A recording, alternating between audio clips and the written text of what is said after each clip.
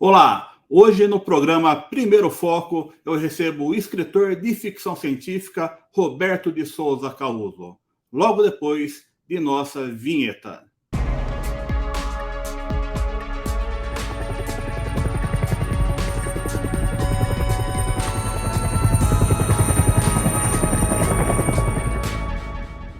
Causo, muito obrigado pela sua participação. Faz quanto tempo, mais ou menos?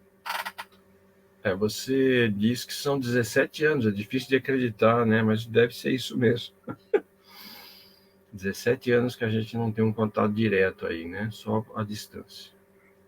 E como que foi para uma criança de São Paulo que chegou em Sumaré com menos de um ano de idade, né? Crescer sendo nerd numa cidade interior como Sumaré. Ao mesmo tempo que foi difícil, né? Porque é difícil de encontrar pessoas com o mesmo interesse, né? Também, uma cidade do interior, ela estimula a imaginação, né? Porque eu morava, quando eu era criança mesmo, né? Eu morava ali perto da ferrovia, né? E depois da linha férrea não havia mais nada, né? Era um fazendão, mato, né? E essas coisas sempre ativam a imaginação da gente via folclore, né? E o interior, ele também faculta a gente observar o céu de uma maneira diferente, né? A, a influência negativa da iluminação pública é menor, né? Então a gente pode ver, contemplar as estrelas, constelações e tal, e tudo isso ajuda a imaginação a florescer, né? Eu lembro que com 15 anos eu visitei a sua casa pela primeira vez, né? E na hora que eu entrei naquela biblioteca, parecia um parque de diversão. Você se sentia assim também? A gente gosta de estar cercado pelo material que a gente gosta de consumir, né? E também a gente sente que está construindo alguma coisa, né? Quando a gente tem uma biblioteca cercado de livros e revistas, quadrinhos e tal, né? Para mim sempre foi importante estar rodeado por esse conteúdo, né? Não sei se é o mesmo com você, eu vejo que você tem uma biblioteca bem bacana aí, né? A nossa coleção aqui, juntando a minha esposa, eu, doações de vários amigos, né, conhecidos e pessoas também importantes na ficção científica que já desencarnaram, ela ocupa 2 imóveis, né? A gente só não tem livro no banheiro, né? Mas basicamente estamos cercados de livros. A sua biblioteca parece bem bonita também, né? Você não fica atrás, não. Eu também lembro do seu pai, né? Seu pai foi uma Uhum. pessoa maravilhosa. Centro de Sumaré inteiro conhecia ele, que ele pegava uma bicicletinha, né? Saía cedo vendendo verduras na região. Uhum. Qual é a Uhum. recordação que você tem do seu pai? Ele foi sempre um trabalhador, né? Alguém que estava sempre engajado com o trabalho. Ele foi um empresário lá em Sumaré, né? Ele começou mesmo quando a gente se mudou, né? Eram ele, minha mãe e eu, bebezinho. Ele plantava, né, para consumo próprio, e o excedente ele vendia, né? Ele começou com uma biblioteca, bicicleta, com um caixote atrás, né?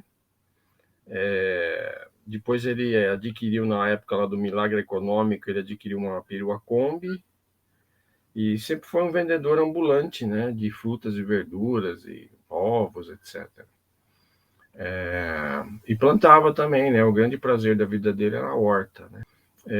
Ele chegou a ter 3 Kombis, né, operando em freguesias diferentes, né, várias cidades aí da região, mas com os planos econômicos, né, na época lá da abertura, né, do fim da ditadura, hiperinflação, etc., ele preferiu abrir mão, né, das peruas e se concentrar ali no centro, né, servindo restaurantes, uma freguesia pequena e tal. E sempre teve muito carinho por essa atividade e pela freguesia dele, né? As pessoas que ele servia vendendo as verduras que ele mesmo plantava, né? E ele dizia também que era uma plantação sem agrotóxico, né?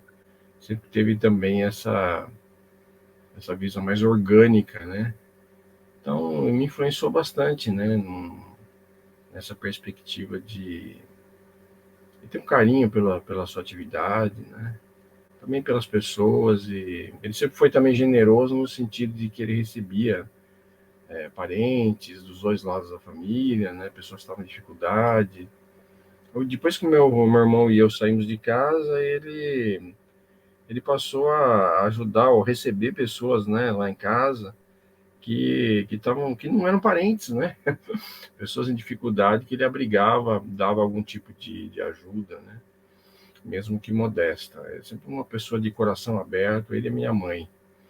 Bem, o pessoal hoje não faz ideia o quanto era difícil nos anos 80 a gente achar um pôster de um filme, achar um livro, ter acesso a um filme que lançava lá fora.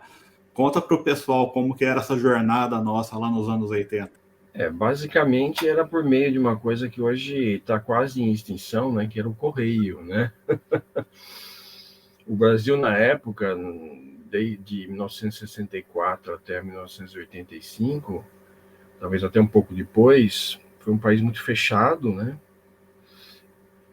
E esse consumo de bens culturais era muito limitado mesmo, até pela população letrada ser menor, né, do que é hoje. Então era a correspondência que facilitava a vida da gente, né, que permitia o contato com outras pessoas que às vezes tinham a possibilidade de viajar para o exterior, né, e obter material que não circulava aqui, né. A gente tinha lá uma caixa postal em Sumaré, que eu dividia com os irmãos Mondini, do CEPEX, né, que era o Centro de Estudos e Pesquisas Exológicas, e eu ia procurar o que chegar, abrir a caixa postal todo dia, né? E ela sempre uma caixa de surpresa. Eu tinha muitos correspondentes, né, a partir de 1981, 82, 83, né? E o Xerox também era a outra grande facultador de circulação de informações, de material visual, né? Essa é outra coisa que também está desaparecendo aí na era das multifuncionais e do computador de mesa, né? Laptop e tal.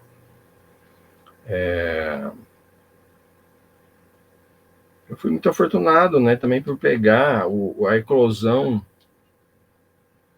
dos fanzines de ficção científica, né, naquela época. Existiam muitos fanzines que eram revistas feitas por fã de alguma coisa, né? Pode ser de cinema, de história em quadrinhos, de ficção científica. E eu peguei essa fase aí em que justamente surgiram os principais fanzines, né? O Hiperespaço, o Somnium, o Boletim Antares, produzidos em diversas partes do Brasil, né? E que essas pessoas tinham contatos, né, muito mais extensos que o meu, e eles agregavam essa circulação de informações e multiplicavam, né? Os fanzines era uma coisa muito bacana que também me estimularam a participar, aquele desejo de ser publicado, né? De ver o meu trabalho contemplado por outras pessoas também foi muito enfatizado aí pelos fanzines. Primeiro eu comecei com ilustrações, né, com desenhos, e logo também parti para textos, né? Textos críticos e pouco tempo depois textos de ficção também. Vamos falar um pouquinho do CEPEX. Como que foi o início do CEPEX e a sua participação? Então, você começou falando como é que era a vida do nerd no interior, né?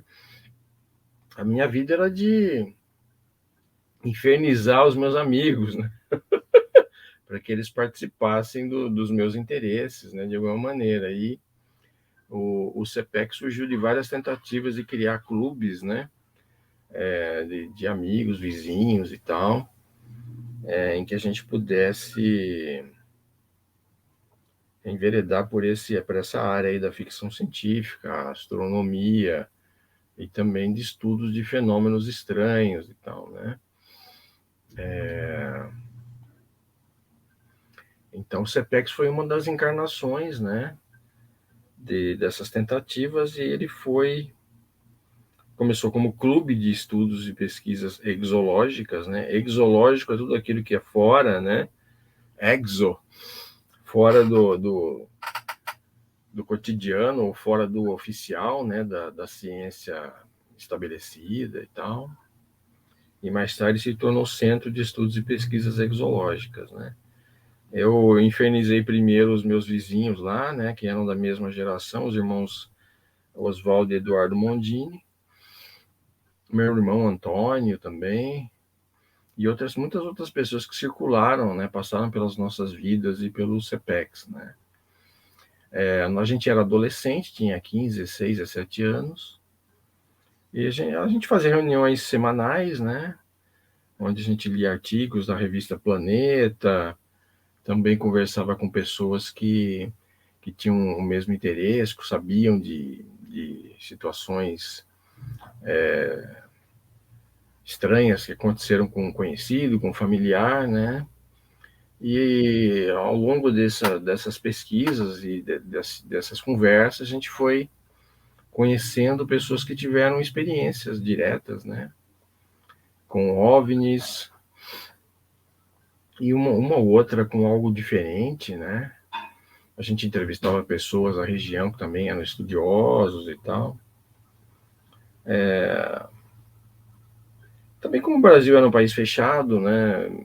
Também politicamente, culturalmente, por conta da ditadura militar, a gente tinha era uma coisa meio subversiva, né, no sentido de que questionava um pouco o que era respeitável ou não, né, e tinha muita gente que pesquisava essas coisas porque acho que dava vazão a interesses que não eram contemplados por uma sociedade fechada, né, uma sociedade policiada e tal. E nós acabamos investigando alguns casos muito interessantes, né, que quando a gente fala de OVNI, a gente fala muito dessa confusão entre fenômenos atmosféricos com a ideia de visitações de civilizações alienígenas e tal, né?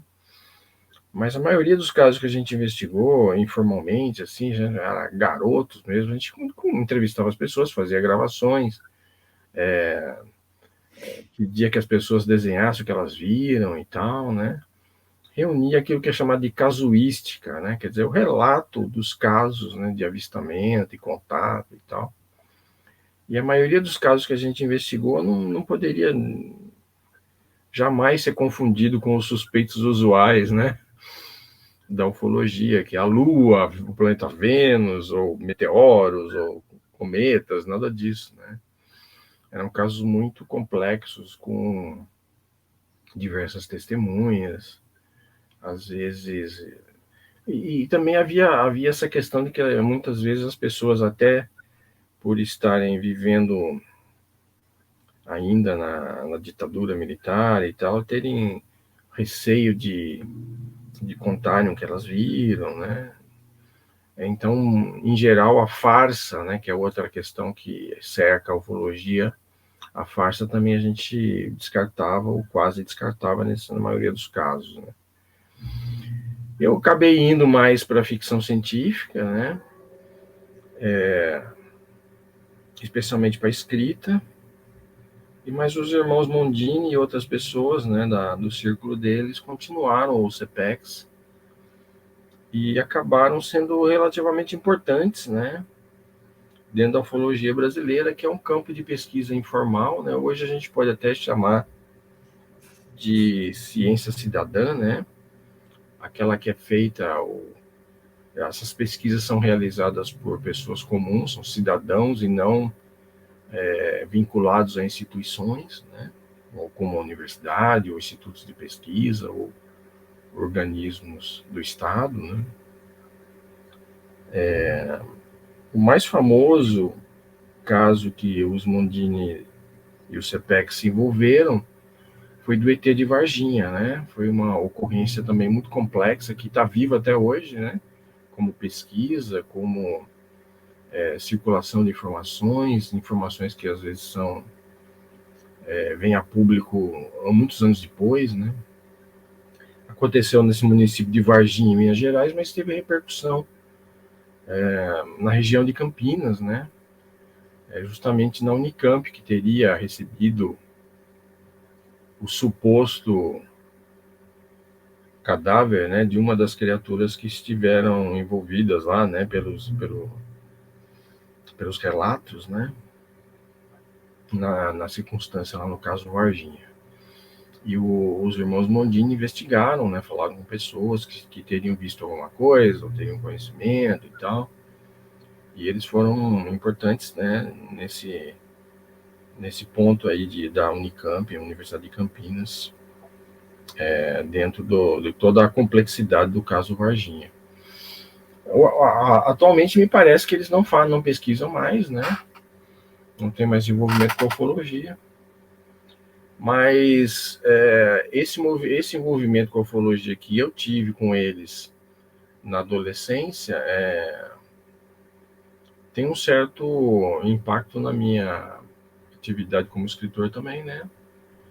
Porque a ufologia, como assim chama, eu chamei de ciência cidadã, agora muita gente a tem como pseudociência, né?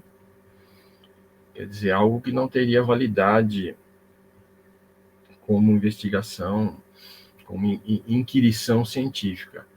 Agora, por conta disso, né, por conta dessa pecha de pseudociência, a ufologia também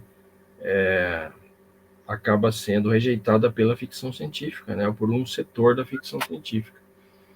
Mas o meu contato com esse assunto fez com que eu tivesse a cabeça mais aberta aí para isso, né? E às vezes eu escrevo alguma coisa que a gente poderia chamar de ficção científica ufológica. E como pesquisador da literatura de ficção científica, né? Eu sou doutor em letras pela Universidade de São Paulo. E eu também incluo, né, ficção científica ufológica como um ramo respeitável aí da ficção científica brasileira. Né? E também organizei uma antologia chamada Estranhos Contatos, pela Kaiowá Editora, uma antologia que foi publicada em 1998 e contou com histórias de vários países, né? Autores brasileiros, americanos e tal. Inclusive o Philip K. Dick, que é um autor muito famoso, né? Charles Sheffield, um autor inglês, com uma história que ganhou prêmio. Então, a ufologia não é só um ramo aí da ficção científica brasileira, né? Também é uma preocupação, um assunto da ficção científica internacional. E o interessante dessa antologia é que ela mais ou menos ela traça um panorama do que é a ufologia, né? Por via de várias sessões que agrupam histórias que têm um assunto em comum. E inclui a ufologia como um tema, né, da cultura em geral, né? Porque ela tem todas as polêmicas em torno dela, né? E isso tem um impacto na cultura popular, né? Na cultura do planeta, né? E a gente tem a última seção do livro a cultura ufológica, que inclui até histórias de farsa, né? Histórias de comunidades esotéricas ou místicas que também abraçam a ufologia, né? A ufologia não é só um hobby, né, de cientistas cidadãos, né? Ela também tem essa face aí de você ter seitas ou cultos, e ter essa coisa toda de uma imprensa popular, né, que frequentemente toca no assunto. Causou, em algum momento da sua vida, você imaginou ter uma história publicada na Playboy Porque eu lembro que a gente conversava lá atrás, né? Falava, pô, o Stephen King, num dos livros dele, falou, pô, eu sonhava em ter meu nome, um artigo publicado na Playboy, e quase 10 anos depois aconteceu com você. Como que foi isso? Eu sempre busquei publicar profissionalmente, né? Você vê, a minha primeira, eu comecei a escrever em 1985, e publicava nos fanzines, né? Que são publicações amadoras, né? Que o cara fazia em mimeógrafo, né? Ou então com cópia xerox, né? Fotocópia e tal, e distribuía, montava uma revistinha, um jornalzinho e distribuía. Mas eu sempre busquei publicação profissional, né? E a minha primeira foi em 1989. E desde então eu publico alguma coisa, pelo menos uma vez no ano, né? Em algum lugar, que a gente poderia chamar de uma publicação profissional ou semi-profissional. Então eu sempre busquei isso e publiquei em jornais literários, publiquei em revistas semi-profissionais no Brasil, no exterior. E como eu, sendo alguém que cresceu no interior, né, a gente não tinha livraria em Sumaré, né, eu tinha que comprar livros em Campinas. Mas a banca de revistas sempre foi algo acessível, né? Então eu sempre procurei mercados, como a gente chama, né, para a publicação das minhas histórias, em publicações que existiam nas bancas, né? E escrevi um conto chamado O Bêbado de Pancada, né, que era um conto de fantasia contemporânea sobre boxe, né, que também é um esporte que me interessa.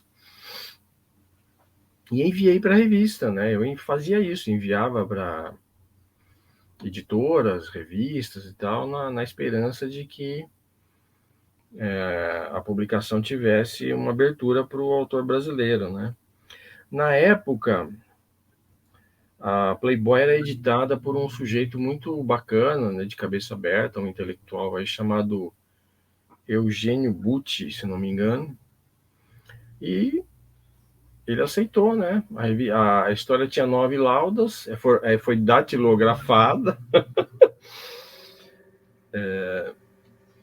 e ele aceitou, me pagou. Na época eles pagavam o valor na moeda brasileira em dólar, né? Quer dizer, era dolarizado o valor, né? E foi um valor alto e interessante. E a história entrou no inventário da revista, né? Eu esperei vários meses até que ela saísse, né? E ela saiu no número, acho que 225 da revista, era um número assim. E eles mudaram o nome, né? O título da história. Mudaram para A Moça que Veio Depois do Último Round. Então foi um ponto alto aí na minha carreira, né? Porque era uma revista de altíssima circulação na época e chegava muita gente, né? Antes de mim, só o André Carneiro, se não me engano, havia publicado na Playboy, e o Jorge Luiz Calife, né, um escritor carioca que também foi muito importante para a ficção científica brasileira. Ele publicou vários contos na revista Ele e Ela, que era uma concorrente, né, produzida no Rio de Janeiro. A Playboy era produzida aqui em São Paulo pela editora Abril. E publicou um conto na Playboy também muito bom, chamado... Agora não sei se eles mudaram o título também, né? Eu mais tarde publiquei esse conto como A Morte do Cometa. Mas na revista eles publicaram como Viagem ao Interior do Cometa Halley, ou Viagem ao Cometa Halley, alguma coisa assim. Foi publicado em 1985, se eu não me engano, quando o cometa faria a sua primeira visitação, né, às vizinhanças aqui da Terra, depois daquela mais famosa, né, em 1910, né, em que houve um pânico e tal. Então o Calife publicou essa história comemorativa aí da vinda do cometa. E a minha história é uma história mais de fantasia, né? e tinha um componente erótico, talvez, né?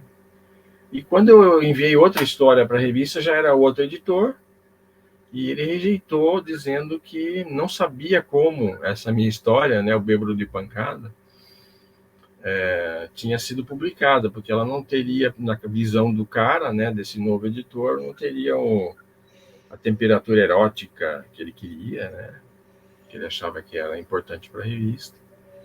E o conto também era muito grande, né? Na época, havia uma crise no mercado editorial brasileiro e as revistas passaram a publicar matérias muito curtas, né?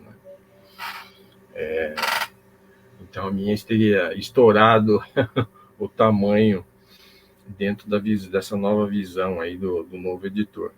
Mas eu fiquei sempre muito feliz por essa publicação e eu acho que marcou mesmo, né, a minha carreira. Bem, vamos falar agora da InteriorCon. Como que foi a ideia desse evento? E 2 edições trazendo convidados ilustres, né? Uhum. Como eu te contei, né, e também você acabou se integrando aí, né, a essa tendência que é minha, mas eu acho que ela é própria de todo nerd, né, ou da maioria, que é de se congregar, né, de se reunir com outros nerds, outras pessoas que têm um interesse semelhante, né, e como eu sempre busquei isso lá em Sumaré e com erros e acertos, né, por ser criança, por não ter uma noção clara do que estava fazendo, mas eu sempre tive esse desejo de criar situações em que as pessoas pudessem estar dividindo os seus interesses, né, partilhando, produzindo alguma coisa. E nessa busca eu acabei encontrando o Clube de Leitores de Ficção Científica, né, que havia surgido em fins de 1985, em São Paulo.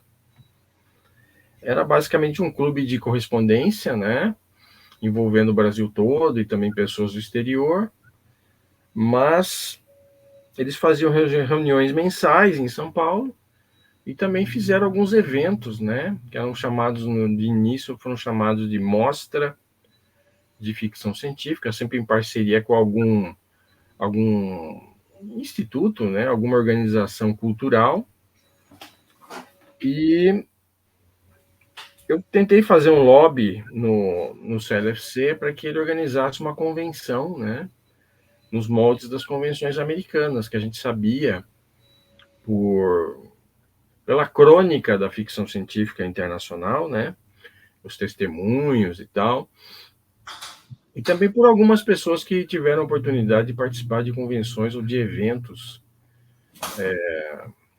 internacionais, né, alguns brasileiros também, né, a gente teve em 1965 a primeira convenção brasileira de ficção científica aqui em São Paulo.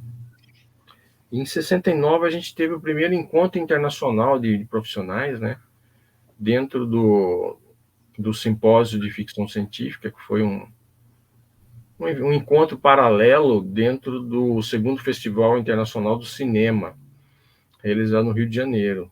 Esse simpósio foi uma ideia do José Sanz, que era um entusiasta da ficção científica no Rio de Janeiro, que estava envolvido com cinema de ficção científica, e ele propôs trazer grandes cineastas e grandes autores, né, do mundo todo. Esse evento foi bancado pela Embrafilme, se não me engano, ou por alguma secretaria de Estado, né, dentro da própria já ditadura militar, mas eles tinham recursos e trouxeram autores de todo canto, né? Inglaterra, Estados Unidos, grandes nomes da ficção científica. Então eu fiz esse lobby lá, né, e não fui bem sucedido.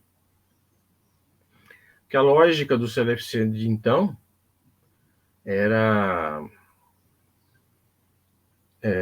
criar primeiro uma massa de manobra, né, como foi chamado pelo criador do clube, né, o RC Nascimento. Quer dizer, fomentar um número, um volume de fãs, né, para só então organizar uma convenção com tudo certo, né, dentro daquilo que os americanos faziam e tal. Mas eu era jovem, impaciente, né, rebelde. Então eu recorri justamente ao CPEX, né, aos amigos lá de Sumaré. Então a gente procurou meios de realizar a convenção lá, né? E o que viabilizou mesmo foi a presença desse autor americano, né, o Orson Scott Card, que havia sido missionário mórmon no Brasil na década de 1970. E ele falava português, né? Gostava do país,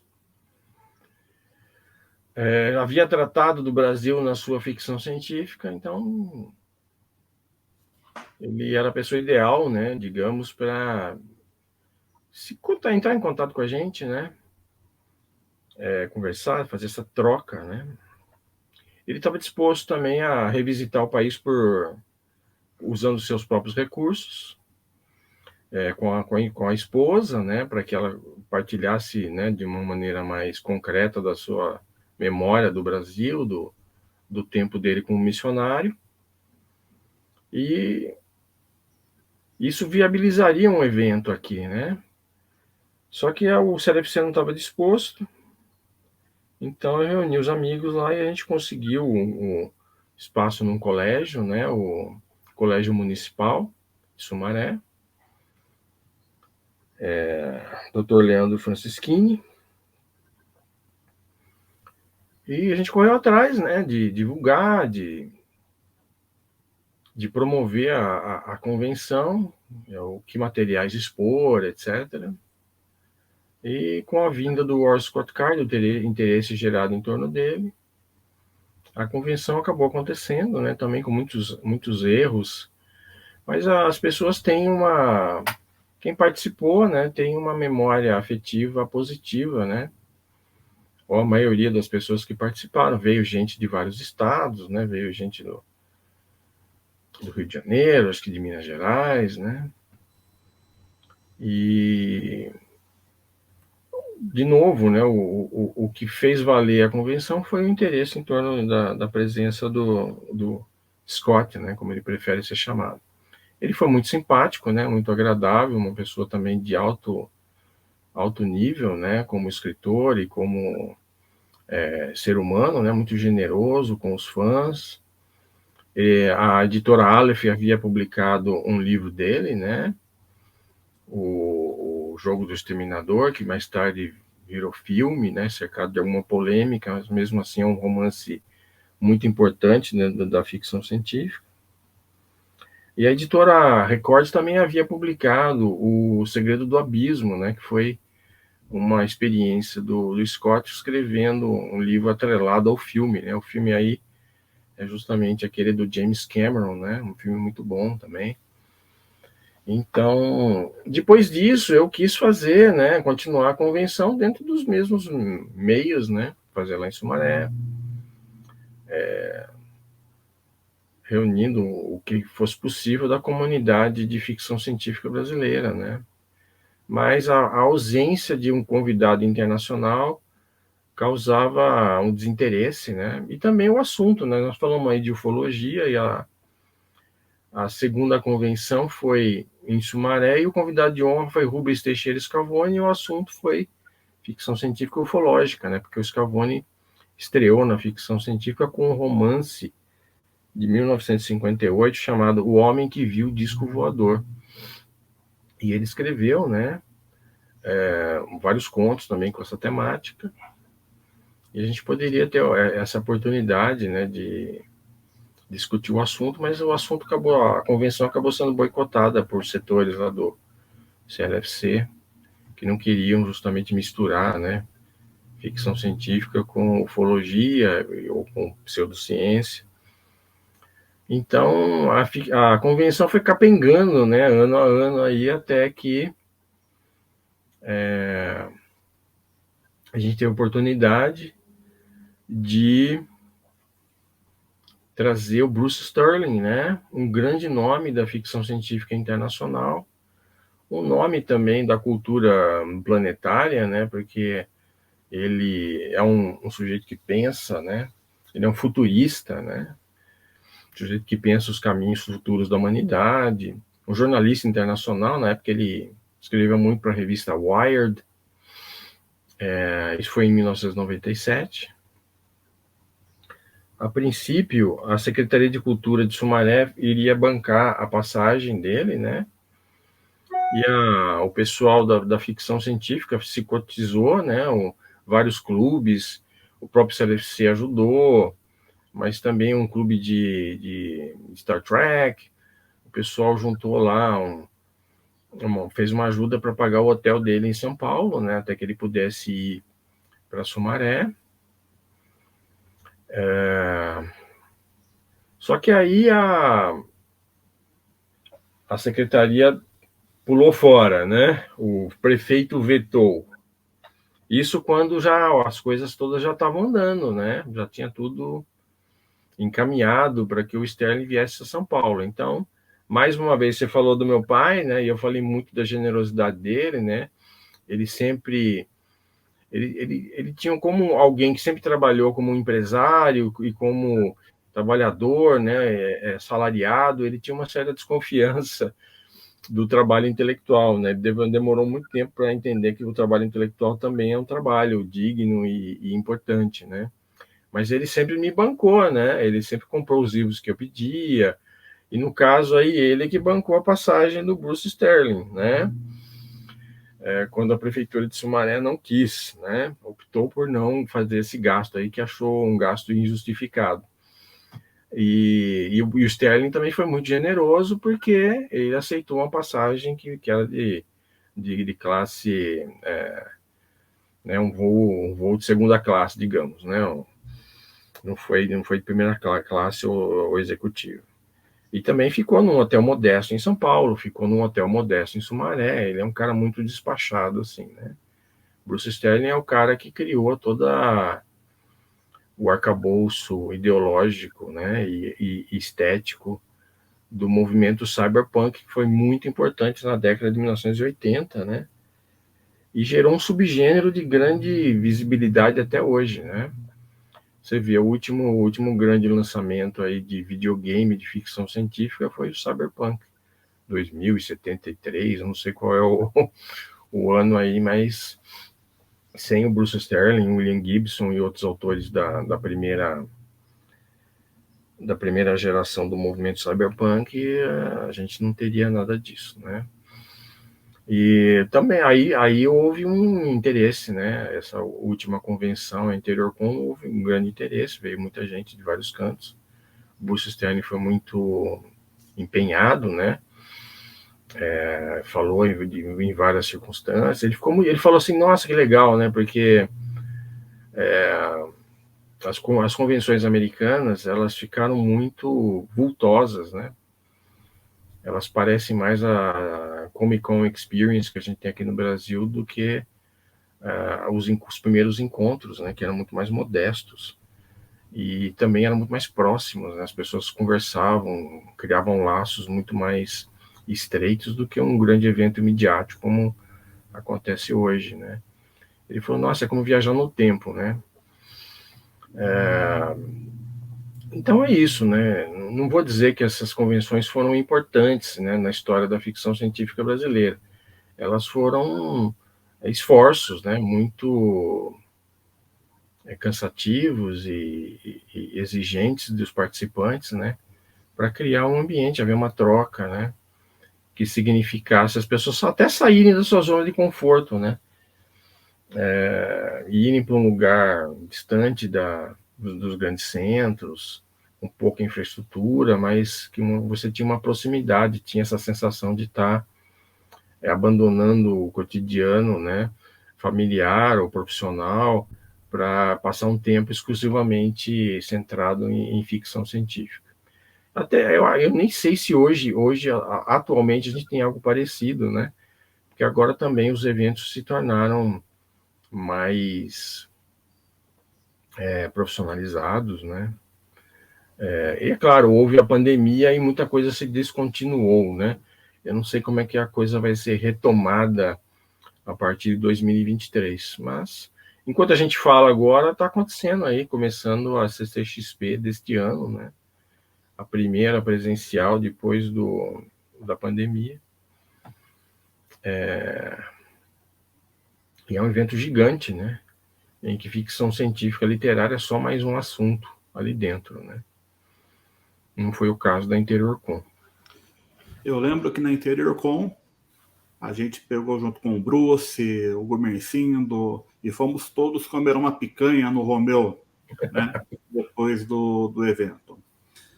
E eu queria saber o que significou o Gumercindo na sua carreira.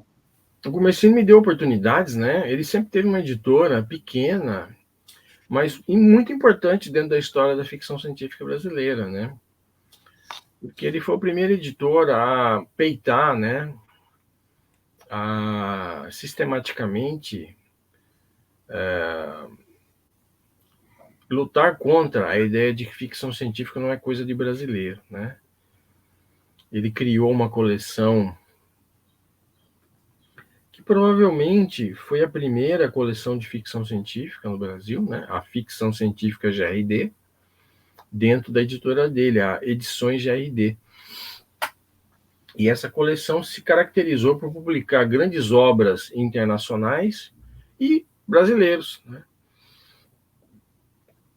O primeiro livro brasileiro que ele publicou, Eles Herdarão a Terra, foi escrito por Diná Silveira de Queiroz, que já na época, 1960,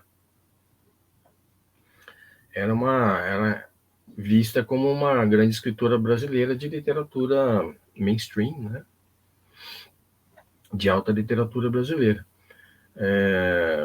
E o Gumercindo, ele transitava, né?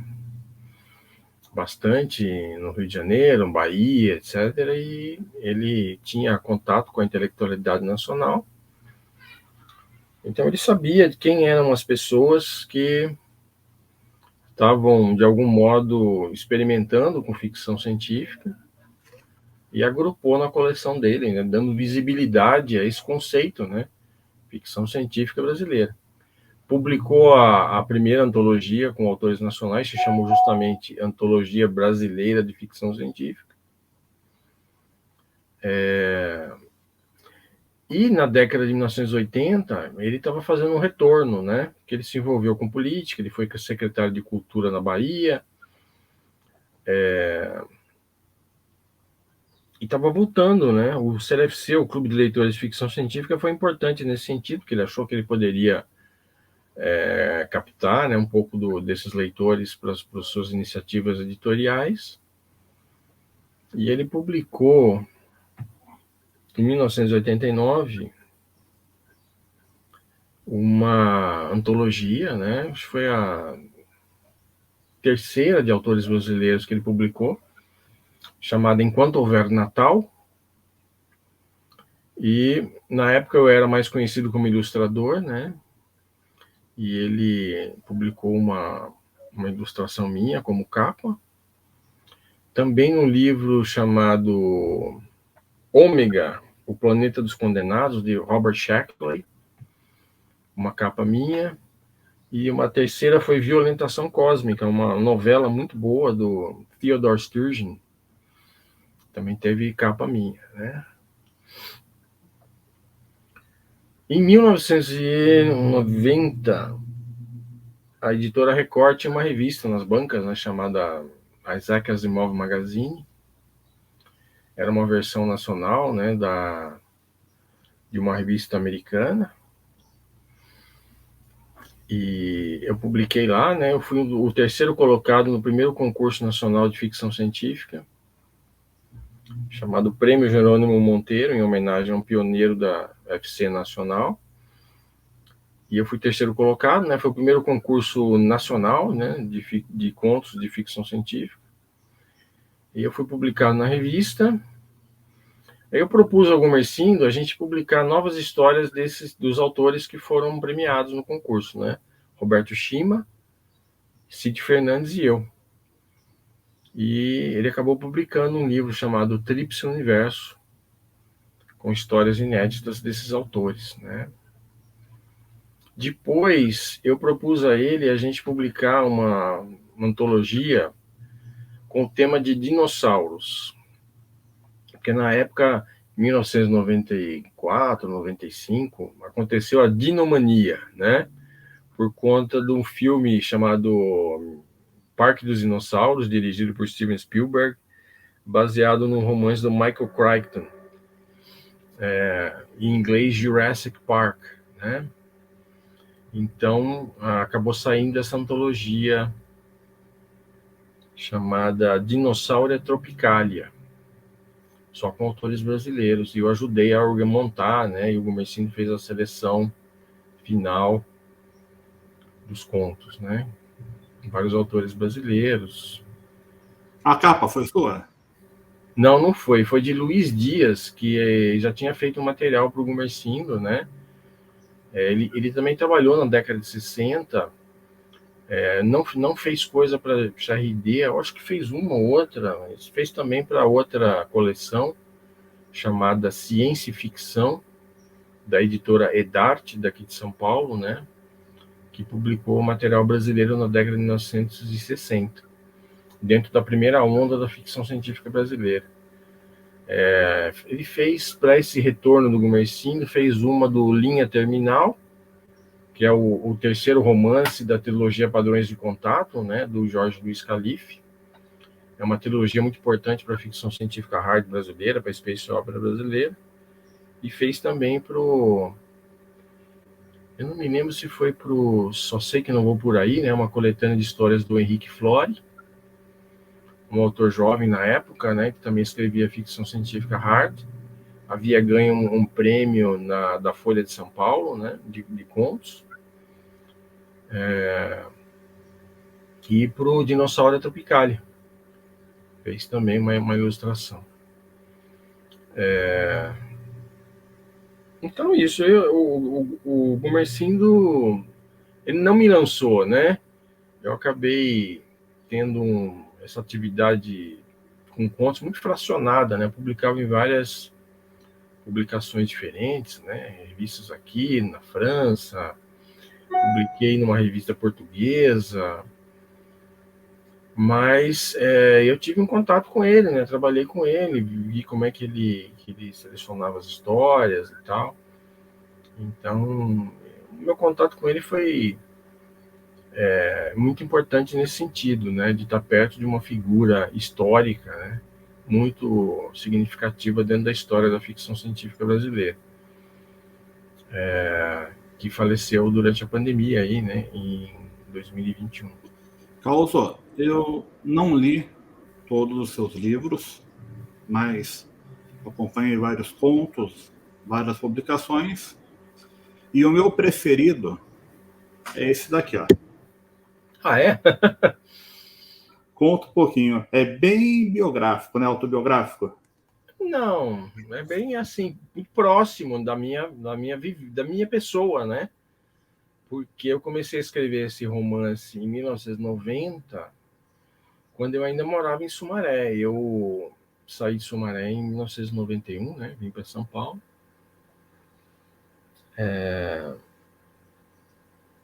Então, ele é ambientado em Sumaré, né? Na região de Campinas.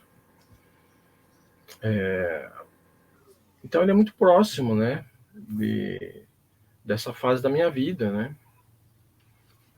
Ele tem muito das minhas ansiedades lá, né? Como alguém que morou lá em Sumaré.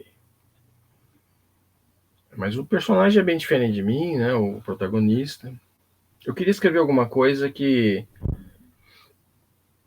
fosse diferente do que eu tinha publicado, né? Principalmente nos fanzines, que eram histórias de aventura, histórias de ficção científica militar, né? Na época, a ditadura militar estava muito fresca na cabeça das pessoas e o assunto sofria alguma rejeição. Eu queria mais mostrar que eu tinha uma versatilidade, né, de enfoques. Então eu pensei em escrever uma história de horror, né? 90 também foi o ano em que eu descobri o Stephen King, né? Um autor americano, rei do horror, e eu queria escrever alguma coisa. Eu entendi que o que ele fazia poderia ser adaptado aqui ao nosso contexto, né? Ele escrevia histórias ambientadas em pequenas cidades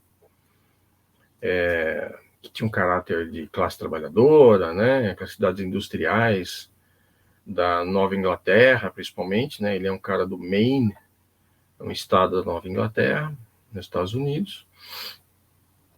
E eu pensei, olha, posso fazer exatamente a mesma coisa, né? Só que vai ser em Sumaré, né? Uma cidade também de classe trabalhadora, com uma face rural, uma face industrial. Então, não tem problema em adaptar, né? E a história, ela usa, inclusive, construções, né? Que existem mesmo lá em Sumaré, né? Um moinho velho, né? Uma construção abandonada. Personagens coadjuvantes. Algumas pessoas citadas, né? Inclusive você. A história demorou, ela foi terminada, né? O romance foi terminado em 1993, né? O primeiro rascunho.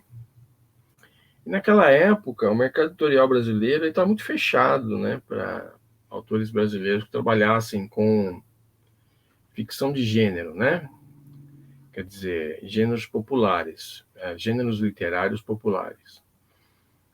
Ficção científica, fantasia, horror, ficção de crime, esse tipo de coisa, né? Então, a história demorou muito tempo, né? Eu mandei para concursos, foi finalista do projeto Nascente, né? Que é um concurso de várias modalidades, né? Mas tem texto também, promovido dentro da comunidade universitária da USP, né? Acho que não só a USP São Paulo, mas também as outras unidades da USP espalhadas pelo estado. Universidade de São Paulo. E eu fui finalista 2 vezes e ganhei finalmente, né? Depois de tanto insistir, ganhei com uma novela de ficção científica chamada O Par, né? Mas o Anjo de Dor também foi finalista. E mandei para várias editoras, e foi cogitado por uma ou outra, foi rejeitado por várias, né? Até que saiu muito tempo depois, né? Se eu não me engano, em 2009, pela Devir Brasil, né? Aqui de São Paulo. Eu também falo, né? O cara foi comprar ovos lá do meu pai, né? O personagem é um pintor, né? Quer dizer, ele é um pintor hiperrealista, enquanto eu sou um ilustrador editorial e não muito bom, né? Enquanto que o protagonista é um artista mesmo, um cara muito competente, né? A história é de um conflito dele com uma cantora carioca que vem se apresentar em Sumaré, numa casa noturna, né? Essa casa noturna, ela existia dentro ocupando o espaço que havia sido do cinema que existiu em Sumaré, né? Cine São José. Quando ele fechou, foi um grande trauma na minha vida, né? Porque eu ia no cinema toda semana, às vezes várias vezes, né? E dentro da história de Sumaré existiu mesmo uma boate lá, né? Se chamava Octus, uma coisa assim, né? Eu nunca entrei lá, mas então eu usei esse fato como uma das âncoras, né? Um locus do romance, né? Então é isso, né? Várias coisas que são próprias de Sumaré apareceram, então. Vou mostrar 2 obras para você. Uma bem popular, outra nem tanto. As 2 eu sei que você gosta bastante, né? E são peças assim que eu guardo com muito carinho. Primeiro essa versão especial do Sonic Slot, Hora do Vampiro, que título, né? Que colocaram aqui no Brasil, né? Esse livro aqui, quando eu terminei a leitura dele, eu fiquei uma semana sem conseguir dormir à noite. E nunca, nenhum livro tinha feito isso comigo. Então, esse daqui foi a porta de entrada para o universo de Stephen King. Eu tenho todos os livros dele, né? Ele é o meu escritor número 1 hoje. E meu escritor número 2, né? Que eu tenho a honra de ter um exemplar autografado, é esse daqui, ó. Nossa, puxa vida. Ó. Puxa vida, como é que você conseguiu? Eu comprei uma edição limitada quando lançou. Ah, que Tem legal, hein? 50 primeiros exemplares e ia vir autografado. Nossa, que demais, puxa vida. E esse autor aqui, Causo, é um dos autores preferidos de Stephen King. Isso Tem mesmo. obras maravilhosas. Uhum. Eu não entendo porque nunca foi publicado no Brasil nenhuma obra desse cara. Você sabe explicar? Não sei realmente. Ele tem uma história complicada, né? Ele, ele surgiu na mesma época que o Stephen King fez grande sucesso, né? E ele foi visto como um autor quase no mesmo nível, né? Um sujeito que Robert McCammon, um sujeito que seria um marcante dentro do gênero horror, né? Dentro daquilo que o Stephen King fazia e que ficou conhecido como Dark Fantasy, né? Inclusive o meu romance lá, O Anjo de Dor, é um Dark Fantasy ou Dark Suspense, né? E que são obras de horror que têm um conteúdo muito realista e voltado para situações sociais contemporâneas, né? Só que esse realismo, essa investigação de situações sociais são transformados pela presença de alguma coisa que é sobrenatural, né? Ou de ficção científica, né? E de repente ele sumiu, né? O McCammon aí deu uma sumida, né? Só voltou décadas depois porque ele tinha uma legião de fãs, né? Ele deixou lembranças, assim como em você e outros leitores americanos, ele deixou lembrança. E há pouco tempo ele deu uma entrevista, né, na revista Locus, the magazine of the science fiction and fantasy field. Inclusive, eu sou o correspondente brasileiro dessa revista desde 1987. E nessa entrevista ele contou o que aconteceu, né? Ele foi vítima de um boicote, né? Segundo ele, ele recebeu um manuscrito para ler e fazer uma recomendação, né? Que a gente chama de endosso. Aqueles elogios que aparecem nas costas, né? Na contracapa dos livros, né? Às vezes na capa mesmo. Alguém dizendo, né? Uma personalidade literária dizendo, oh, esse livro muito bacana e tal, né? Não consegui deixar de ler e tal. E o papel dele aí nessa situação era de fazer um endosso, mas por alguma razão ele não se sentiu confortável em fazer esse endosso, né? E só que isso foi interpretado como o que hoje a gente chama de homofobia, né? Que é um termo talvez mal empregado. Então foi interpretado na época como um gesto de preconceito contra os homossexuais, né, que era um dos assuntos do livro. E aí ele sofreu um boicote, né? E deixou de circular, né? Os livros deixaram de ser publicados. E tem questões contratuais envolvidas, né? Porque o back catalog dele, né? Quer dizer, o catálogo do autor, os livros publicados anteriormente não estão disponíveis, né? E fica difícil novas editoras se interessarem em republicar um autor que tem um potencial grande, mas você não tem acesso à obra dele, né?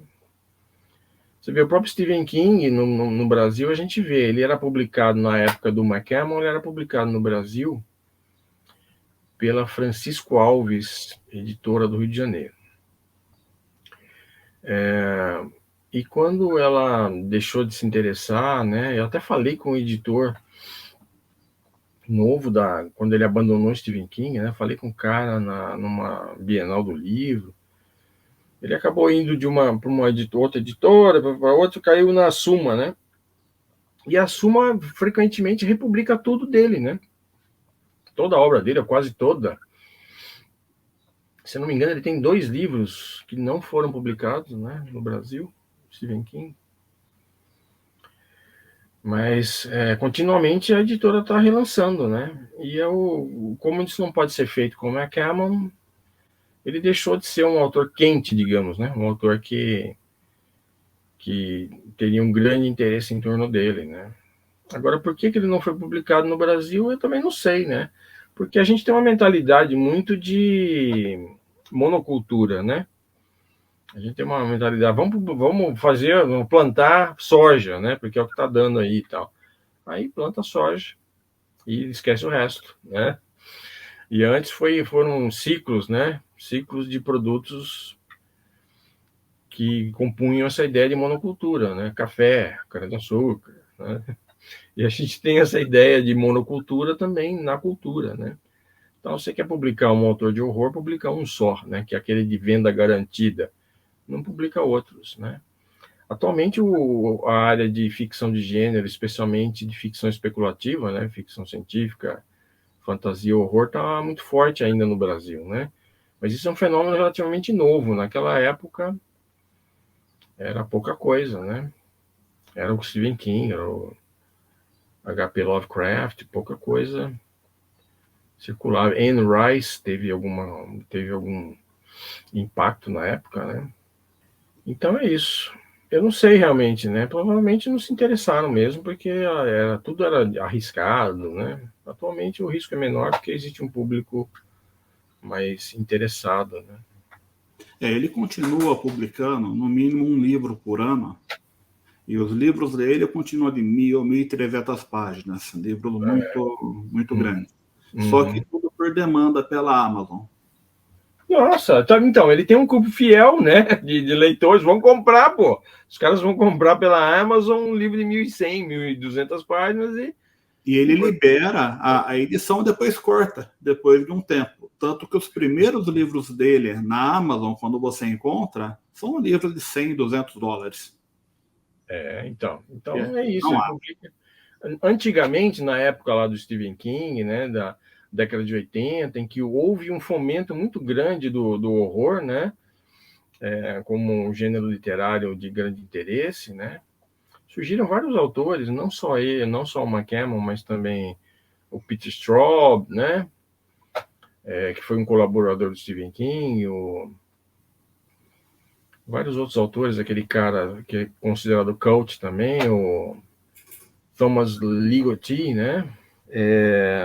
Havia essa coisa de você tinha editoras que publicavam para o grande público, né? Então você tinha os livros de Stephen King que saíam, sei lá, pela Viking, não sei, né? Depois tinha as edições em paperback, né? Também milhões de exemplares, mas eles publicavam edições especiais, né? Havia algumas editoras, existiam editoras que publicavam edições especiais desses grandes autores de vendagem extrema, né? E o Stephen King publicava por um cara chamado John Grant, se não me engano, os mesmos livros, né? Só que com edições especiais, em capa dura, com autografado, numerado, ilustrado, etc., né? E você vê, o McCammon está fazendo quase a mesma coisa, só que como e-book, né? Ou edição por demanda, né? E é o que eu acho genial nesses autores. Ele consegue, o Robert, escrever de assuntos tão absurdos e fazer a gente acreditar então. que é real. E são poucos escritores que conseguem fazer isso, né? Exatamente, mas são poucos os autores de grande sucesso, né? O Dark Fantasy ou Dark Suspense, o pressuposto é justamente esse, né? Existe, então, um mercado de ficção científica no Brasil ainda? Existe. Nós passamos por essa grande transformação, né? Como eu estava contando para você, o mercado, quando eu comecei, ser publicado no Brasil com ficção científica, ou horror, ou fantasia, era um fato raro, né? Era uma circunstância muito difícil de se alcançar, né? As editoras estavam mais ou menos fechadas, né? Os anos econômicos foram tão desastrosos que criou-se a pecha de que ficção científica não vendia. Esses gêneros eram próprios, quase que exclusivamente, de autores estrangeiros que vinham de países desenvolvidos, né? Então, o brasileiro não escrevia essas coisas, né? Agora, como é que isso mudou? Mudou quando o Harry Potter se tornou um fenômeno global, né? Ele mudou, inclusive, como se via a literatura para crianças, né? Durante muito tempo, década de 70, 80, 90, a ficção científica, fantasia, horror e outros gêneros, né? Aventura, ficção de crime, etc., eles tinham alguma presença na área infantil e juvenil, né?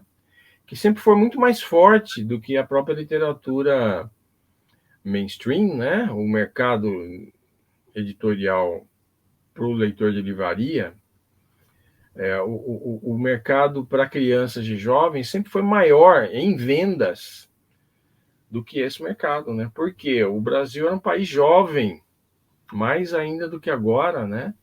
Com muita gente na escola, e gente na escola precisa ler, né? Para poder entender o conteúdo que é dado na escola. Então, os livros eram diretamente oferecidos aos professores, né? E pelos professores aos estudantes. Só que eram livros curtos, né? Para serem lidos numa semana e discutidos em classe e tal. E o Harry Potter vem e muda isso, né? Porque os livros eram grandes, as crianças liam fora de serem, né? Fora da escola, quer dizer, fora da obrigatoriedade, né? E essa área aí, ficção científica, fantasia e horror para jovens, se tornou o segmento dominante no mundo dentro do mercado editorial. Outra obra que contribuiu muito para isso foi a trilogia O Senhor dos Anéis, né, do J.R.R. Tolkien, que já existia há muito tempo, né, desde a década de 1950. Era um sucesso, né, mas quando vieram os filmes dirigidos pelo Peter Jackson, aí o negócio também explodiu, né, e fomentou muito a publicação de fantasia no Brasil. Então, fantasia e horror tiveram uma presença muito grande. A gente também teve o ciclo, né, do horror de vampiro, né? André Bianco? Exatamente, aqui no Brasil, André Bianco foi um cara que abriu essa porta e se tornou um dos primeiros best-sellers, né, brasileiros aí na área, né, junto com Orlando Paes Filho. Depois vieram Rafael Dracon, Eduardo Spohr, né, e outros caras que fazem sucesso em Bienal, fazem sucesso em CCXP, Felipe Castilho. Então, tudo dentro desse momento novo que está durando até agora, né? Começa lá no começo do século XXI e está aí ainda perdurando, né? Agora, a ficção científica está na lanterna desses três gêneros que compõem a ficção especulativa, né? O interesse por ficção científica brasileira dentro dessa área é um pouco menor do que fantasia e o horror. As coisas estão mudando também, né? Graças à militância aí da editora Aleph, da editora Darkside, né? e outras que trouxeram a ficção científica mais para o interesse contemporâneo brasileiro. A editora Morro Branco também, só que essas editoras se notabilizam, ou se especializam em tradução, né? Quer dizer, a presença dos brasileiros é minoritária, né? Então, é um caminho ainda a ser trilhado, né? Os brasileiros alcançarem editoras de porte médio e grande, né? Que tragam a ficção científica como o seu produto principal, né? O que é ficção? Hard, soft, space opera? Porque para uma grande parcela das pessoas, ficção científica é Guerra nas Estrelas, que agora é Star Wars, né? Não é mais Guerra nas Estrelas. Uhum. Ficção científica hard, ela é aquela que tem um caráter mais vinculado à ciência dentro de astronomia, física, né? Aquelas ciências que são chamadas exatas, né? Mas também tem uma estética própria, uma preocupação temática própria, né? Então, os grandes nomes da área, Isaac Asimov, Arthur C. Clarke, né, que falaram muito de astronomia, né? Michael Crichton também é um autor, né, muito popular que se baseia na ciência, né, conhecida e tal.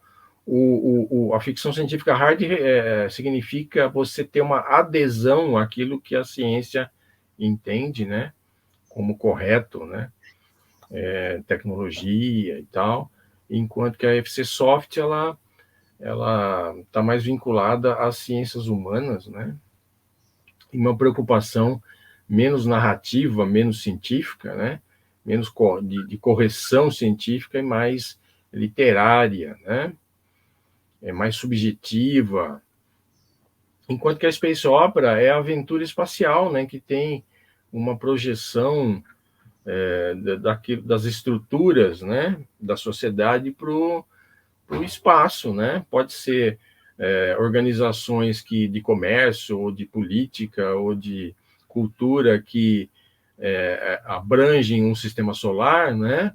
E não só um mundo, um planeta, ou até, né, a galáxia, né, toda a Via Láctea, a nossa galáxia, ou a galáxia distante lá de Star Wars, né? Então, elas, por serem de aventura, se focam no conflito, né? Então, Star Wars, Guerra nas Estrelas, né? Um conflito interestelar, né? Que está envolvendo uma galáxia toda e tal. Às vezes mais de uma galáxia, né? Mas com uma abertura para o exótico, né? Por aquilo que foge um pouco da ciência acadêmica, né? Da ciência oficial que a gente fala, né? Ou falava lá na época que eu fui ufólogo, né? Aceita, por exemplo, o paranormal, né? Então, em Star Wars você tem a força, né? Que é algo que está um pouco fora do campo científico, né? Você não sabe como é que ela funciona, né? Ela é objeto de uma espécie de culto, né? O Jedi, o Sith, né? Em Star Trek, né? Jornada nas Estrelas, você tem várias saídas para isso também, né? Para o paranormal, para o sobrenatural. Então, você tem lá o toque de vulcano, telepatia, essas coisas, né? E várias outras obras de Space Opera você tem isso também, mas quando você tem essa parte mais exótica, né? O Duna, por exemplo, né? O romance de Frank Herbert, que foi recentemente adaptado para o cinema, né? Também tem toda aquela coisa da profecia, né? Tem a coisa dos poderes mentais, dos poderes pré-cognitivos lá do Messias, do Duna, né? Então, um Império Galáctico, grandes estruturas políticas, né? Que vão além de um planeta, né? Mas você tem também uma space opera que pode ser hard, né? Ela também pode ter as mesmas preocupações da ficção científica hard, só que ela está mais focada na aventura, né? Ela pode ser humorística, quase humorística, né? satírica, brincalhona, né? Como, né, o Mochileiro das Galáxias, né? Então é isso. E tem modulações que são, por exemplo, o Space Opera militar, né? Também focada nos conflitos, mas aí ela tem o que interessa mais são as estruturas militares, são os Tropas equipamentos. Estelares. Tropas Estelares é o grande inaugurador, né, dessa tendência, um romance de 1959 do Robert Heinlein, escritor americano, né? E ele criou todo um ramo, né? Tem muita gente que imita o Heinlein até hoje, né?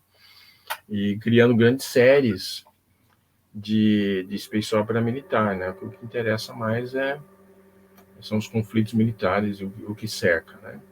Não tem tanto a coisa exótica. E pode ter, frequentemente, também uma saída hard, né? Esses armamentos ou as grandes esquadras de espaçonaves e tal, como é que elas manipulam tecnologia que parece coerente para a gente, ou que pareça coerente, né? É isso. Eu atualmente estou escrevendo space opera, né? Acabou sendo a minha tendência principal na ficção científica. Eu tenho o universo Galaxies, que é composto de 2 séries, e uma delas, né, As Lições do Matador, é uma série de ficção científica hard, né? E space opera militar. E a outra é Shiroma, Matadora Cyborg, que não é tanto focada na parte militar, mas assim, submundo, né, dessa sociedade galáctica, né? Crime e tal. Atualmente é a maior space opera brasileira, né? Tanto em escopo, por ter 2 séries, né? Com várias ramificações, cada uma, e por ter pelo número de obras, né? A única concorrente aí é o universo da Tríade, do Jorge Luiz Calife, que começou lá em 1985, né? Com a publicação do Padrões de Contato. Ele fechou a trilogia, mas ele tem várias outras obras dentro desse universo aí. E o filme Interestelar? O que você achou desse filme? É ficção científica de qualidade? É sim, né? Mas tem os seus pontos problemáticos, né? Ele tenta ser um filme de ficção científica hard, né? Tem vários componentes de ser hard, né? Até nessa parte espacial, de exploração espacial e tal.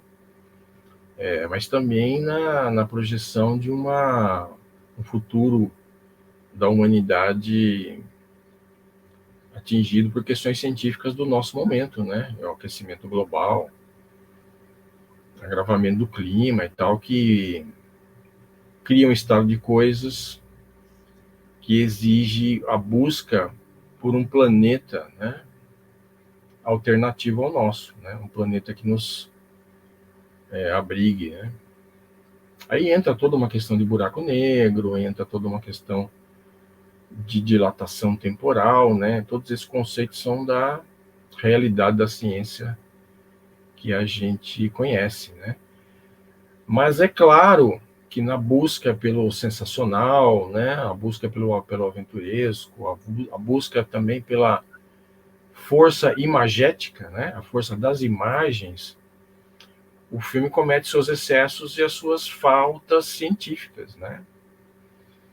Então muita gente já discutiu e tal, mas isso faz parte do jogo, né? Às vezes você está imbuído de escrever uma obra de ficção científica hard mesmo, né? Que se atenha ao conhecimento científico e tecnológico que a gente tem, né? Hoje, ou das possibilidades da tecnologia, e não é totalmente bem sucedido, né? Mas isso não significa que você produziu uma obra literária que não tem a sua importância ou a sua eficácia, né? Mesma coisa com um filme como esse, né?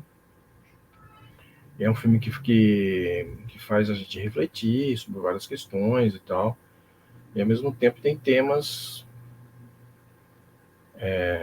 que atinja todas as pessoas, né? Não importa se você tem um conhecimento científico como leitor ou espectador, para fazer a sua avaliação da correção do filme, né? Um filme que fala sobre família, né? Fala sobre as lealdades familiares, né?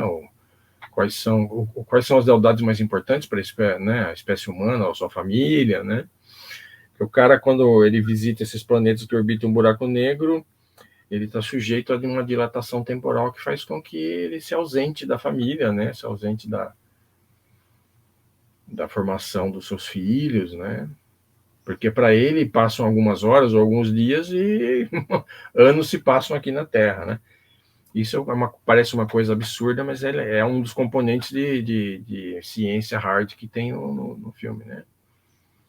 Agora, se esses planetas, por exemplo, estariam livres dos efeitos deletérios de um buraco negro, essa aqui é a questão, né?